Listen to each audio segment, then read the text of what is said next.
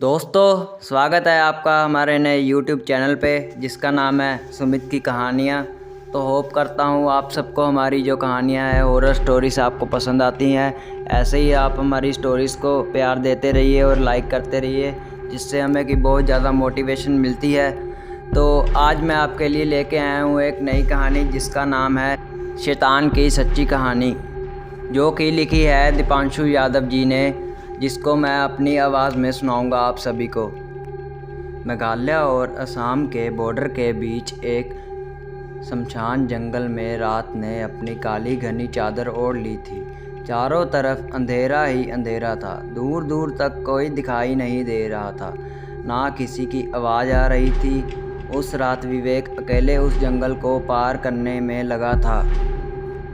उसके चेहरे को देखकर ऐसा लग रहा था जैसे वो किसी बहुत बड़ी मुसीबत में है। इस जंगल के बारे में जाना जाता था कि अगर कोई भी इंसान सूरज ढलने के बाद यहाँ आता है तो उसे एक शैतान अपने वश में कर लेता है।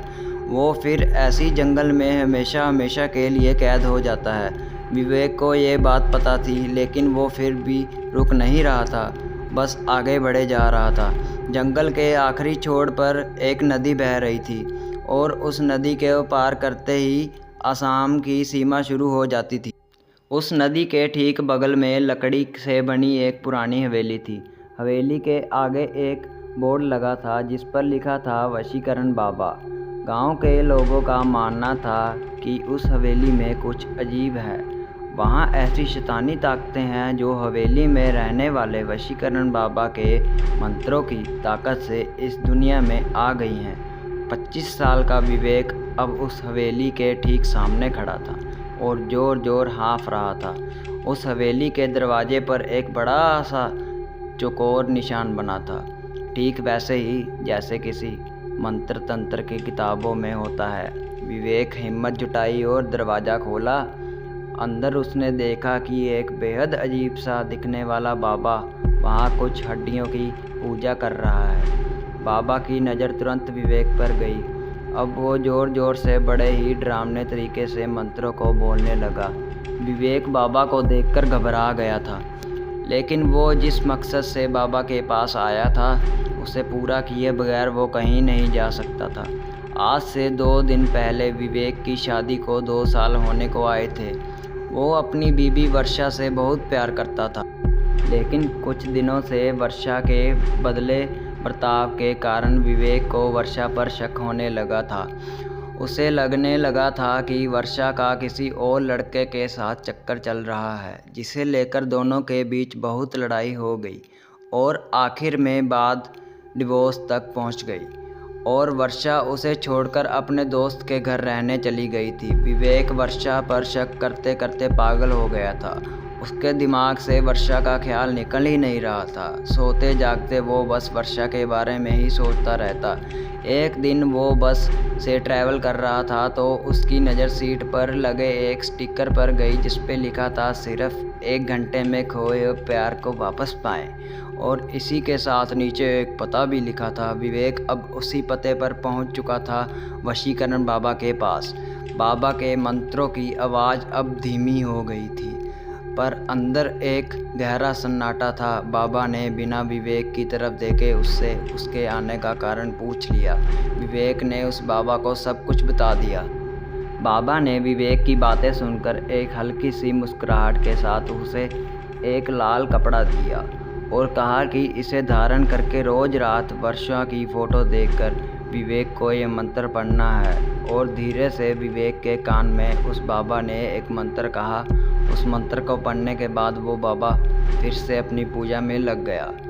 विवेक ने बाबा को पैसे देने के लिए अपने हाथ आगे बढ़ाया, लेकिन उस बाबा ने कोई भी पैसा लेने के लिए मना कर दिया। विवेक वापस जंगल के रास्ते जाने लगा।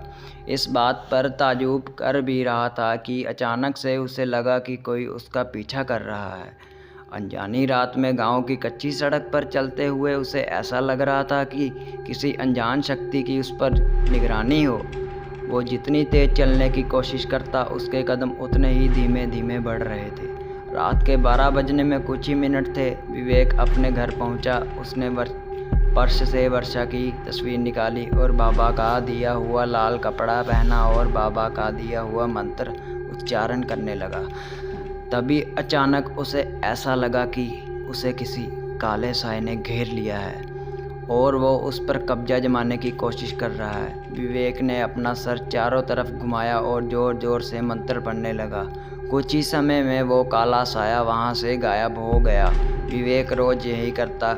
ऐसा करते करते कई दिन गुजर गए, लेकिन विवेक की बीवी वर्षा अभी भी वापस नहीं आई।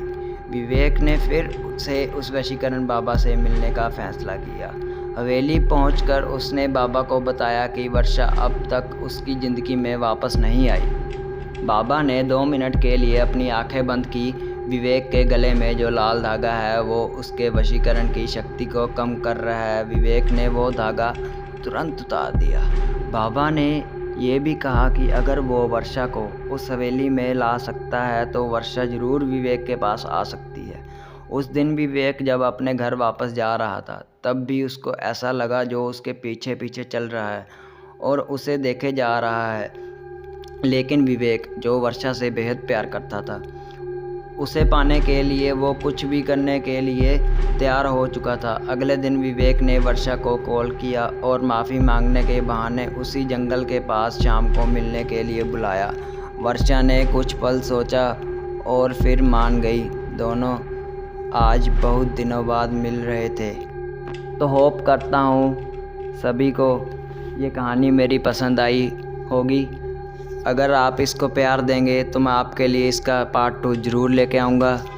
तो थैंक यू। आप हमारे चैनल को लाइक कीजिए, सब्सक्राइब कीजिए एंड कमेंट कीजिए। बताइए कि कैसी लगी आपको ये कहानी।